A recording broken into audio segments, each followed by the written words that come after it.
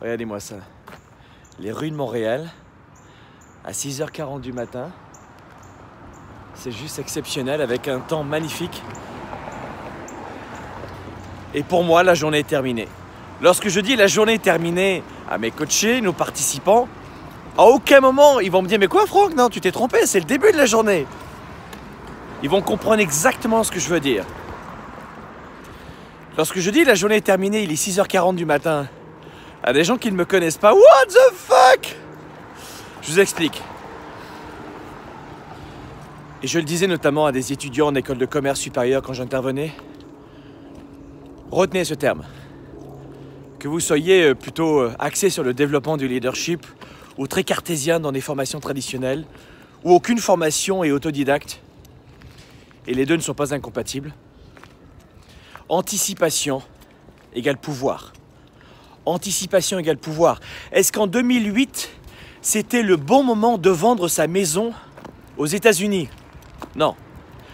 Est-ce que c'était le bon moment pour acheter des maisons entre 2008, 2009, 2010? Oui. L'économie, tous les 50 ans a un cycle. Votre couple a un cycle. Votre capacité à avoir de l'énergie en vous-même, de croire en vous, ça a un cycle. Anticiper ces cycles.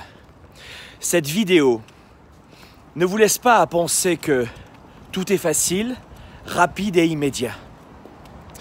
Cette vidéo-là est pour vous dire qu'à partir du moment où vous prenez du recul, où vous anticipez les mouvements, vous gagnez en pouvoir.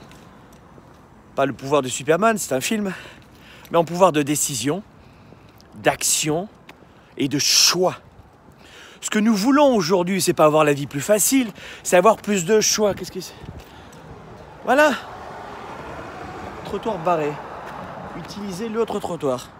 L'autre, bien sûr, évidemment, à cette heure-ci, je vais utiliser un autre trottoir, moi. Laisse-moi faire. Je vais anticiper. Anticipez, les amis. Si vous êtes papa, maman, vous savez exactement ce qui va se passer à l'âge de l'adolescence pour vos enfants qui grandissent. Anticipez.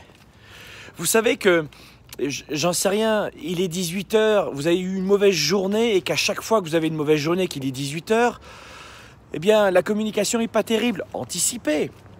Vous savez qu'en ce moment, peut-être qu'il y a une difficulté de l'emploi dans votre secteur. Anticipez. Vous savez que... Anticipez. Vous avez des impôts à payer. L'autre, il part en vacances. Yallah, c'est parti. Non, anticipez. Vous savez, si vous connaissez mon histoire, je suis parti de zéro. Du bas de la classe moyenne, pour être modeste. Et puis j'ai gravi les escaliers les uns après les autres. Pas de façon magique, les uns après les autres. Peu importe mon âge aujourd'hui, mais les uns après les autres. Rien n'est facile. Mais j'avoue que vous pouvez accélérer certains mouvements économiques, financiers, personnels, émotifs, énergiques, à partir du moment où vous anticipez. Anticipation égale pouvoir. Et quand je dis 6h40 tout à l'heure, ma journée est terminée, eh bien c'est parce que en me levant à 4h45 l'hiver et 3h45 l'été, alors je me couche vers les 21h15 à peu près, chacun son style de vie,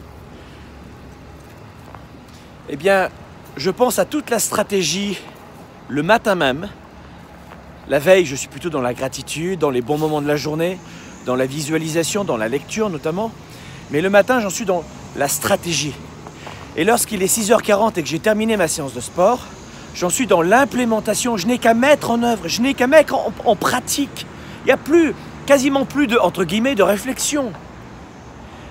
La stratégie tous les matins, la visualisation de mes 3 dossiers importants de la journée et l'implémentation. Voilà comment j'évite à la fin de la journée d'avoir des dossiers aussi importants sur mon bureau qu'au début de la journée. Voilà comment à la fin de la journée j'ai traité ce qui était important pour moi, mes priorités, mes actions, mes projets, au lieu de traiter les urgences des autres.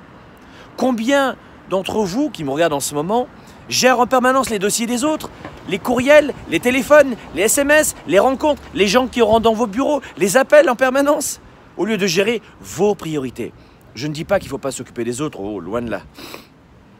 Il y a une façon d'abord de gérer ses priorités, de s'enrichir intellectuellement, de penser à soi, pour ensuite mieux redonner, pour éviter d'être une girouette qui tourne dans tous les sens et d'écouter blablabla ce que les autres disent en permanence, bien, pas bien, bien.